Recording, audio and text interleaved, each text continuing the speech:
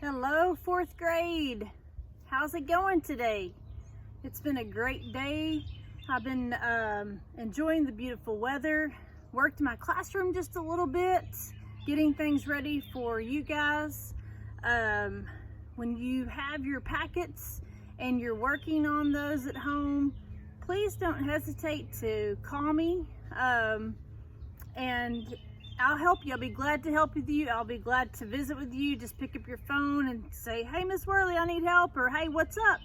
And I will be glad to help you out, or you can always email me as well. I want to get back to our story time on reading How to Steal a Dog for Mrs. Worley's class. I'll back up a little bit and read part of chapter 18. Last thing we read yesterday. Georgina? Carmela put her hand on my shoulder. I'll give you that $500 and anything else you want if you find him. I nodded, but I couldn't make myself say anything. I knew if there was ever a time for me to say, Carmela, I know where Willie is, this was it. But I didn't. And I knew my silence was like stirring. And the more I was stirring, the worse it was stinking. Start chapter 19. I stared up at the stained ceiling tiles of the school nurse's office, trying to make my stomach settle down. For once, I hadn't lied to Mr. White. I really did have a stomach ache. I'd had one ever since I'd left Carmela's yesterday. I had left her house and gone on back to the car. I knew I should have gone over there and taken care of Willie, but I didn't. I guess I was hoping Mookie would share his liver pudding again. When Mama and Toby came back, I pretended like I was doing my homework, but I wasn't. I was writing one word over and over like this. Willie, Willie, Willie, Willie, Willie, Willie, Willie. And then after Mama fell asleep, I didn't tell Toby that Carmela was getting the reward money from her Uncle Haywood. I didn't say that now it was time to take Willie back and get that money. I kept it all inside me where my aching stomach was. Finally, I took out my How to Steal a Dog notes. I read all the way through them, starting with step 1, find a dog, and ending with step 7 and the part about stirring and stinking. I turned to a clean page and I wrote April 28th, and then I added step 8. If you want to, you can take the dog back and tell the owner that you don't want the reward money after all. Here is what will happen if you decide to do that.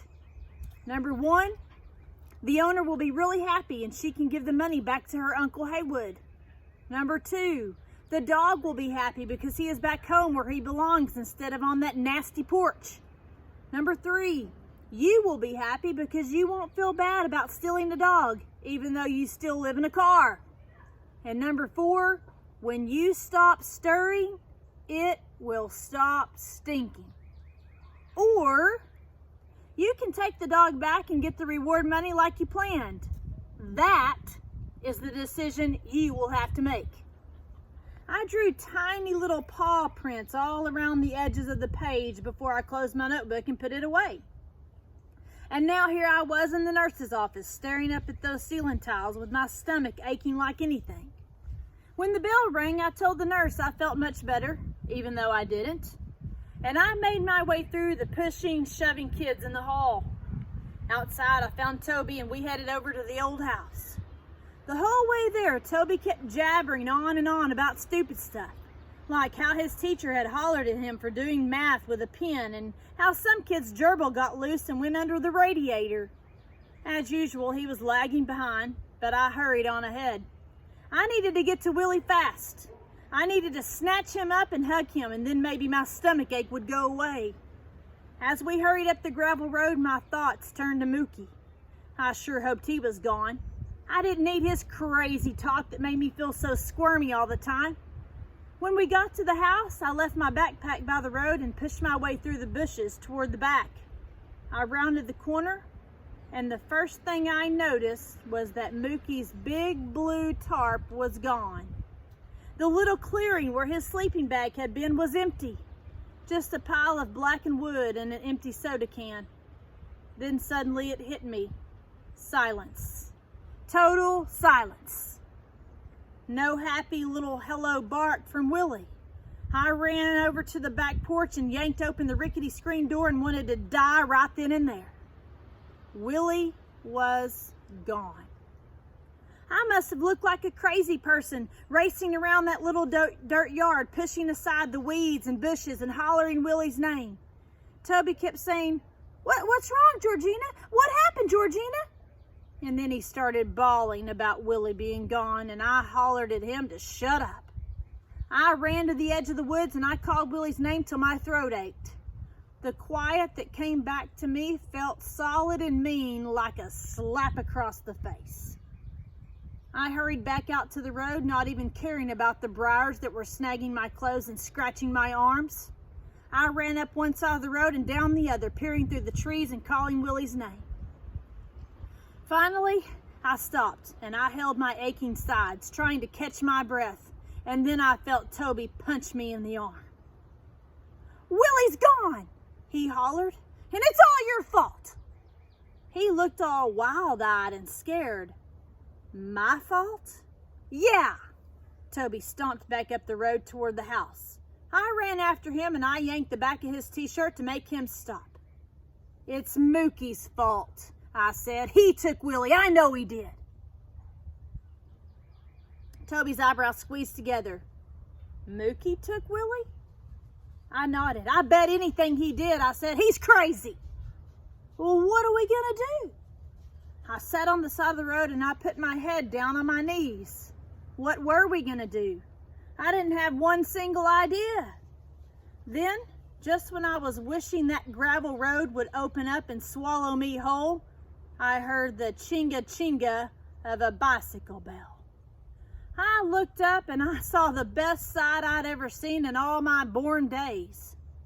Mookie was pedaling his rusty old bicycle up the road toward us, and trotting right along beside him was Willie, his string leash tied to the handlebars of the bike.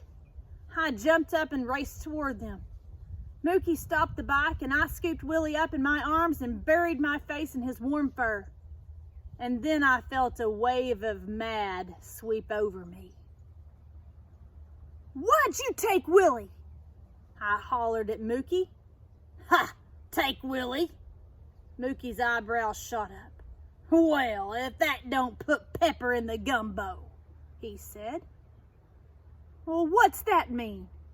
I glared at him. I wasn't in the mood for his crazy talk. Means you better slow your mouth down before you start coming out with such as that, he said.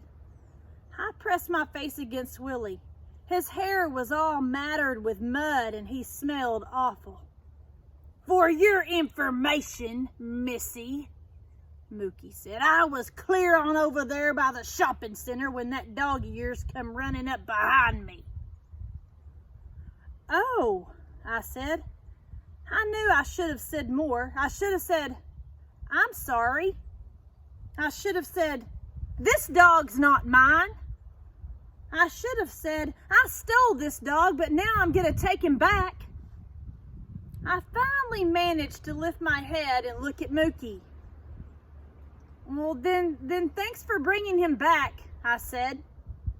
I wanted Mookie to say, that's okay, but he didn't. He just nodded. I'd forgotten all about Toby until he suddenly said to Mookie, Are you leaving? Mookie nodded again. I am, he said. He untied Willie's string leash and tossed it to me. Then he turned his bike around and pedaled off up the road away from us, leaving a wobbly tire track in the dusty road behind him. And in that instant, I knew I'd been wrong about Mookie. Well, maybe not totally wrong. He was kind of crazy, but I guess he was nice too, and smart, and someone who leaves a good trail behind him. Mookie! I called after him. Did you fix our car? But he just kept pedaling away from us. Then, right before he rounded the curve and disappeared from sight, He gave a little wave with his three-fingered hand, and suddenly the woods seemed quieter than they ever had before. Not a bird chirping, not a leaf rustling, just silence. "Well, what do we do now?" Toby said.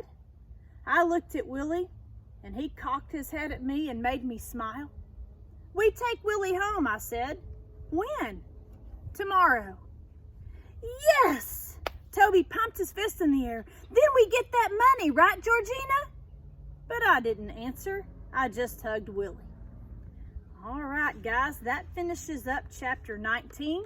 We will start chapter 20 tomorrow. And I hope that you are listening to and trying to hear some of that figurative language we've talked about in class, some personification we just heard now, similes, metaphors, onomatopoeia. Hope you're hearing those as I'm reading, and I hope that you're enjoying story time on my channel. It's been fun trying to read to you guys, and starting this channel. It was something new that I've never done before, so never too late to try something new and do something that you're not for sure is going to work. So it's been really fun to do this for you guys. So anyway, I hope that you guys are doing great, and I hope to see you soon. Talk to you later.